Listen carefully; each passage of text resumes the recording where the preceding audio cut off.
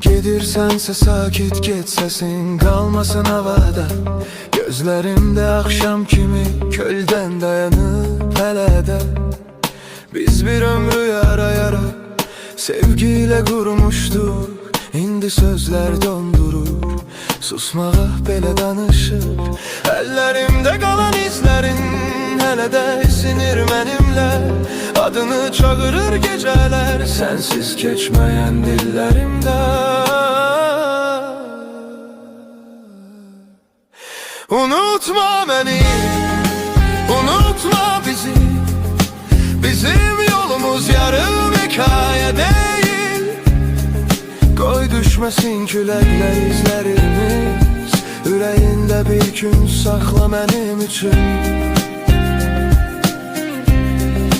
Unutma beni, unutma bizi.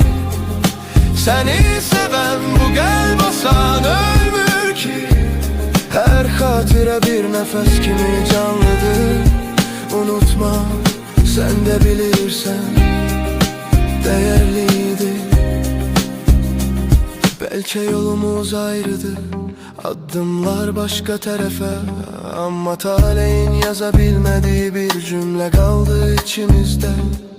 Bir bakışınla değişen dünyam kaldı kapalı. Hele de bir sözünle yıkılaram, bir sözünle toparlanaram. Sen gittin, ben dayanıp kaldım, zaman gezir yaralı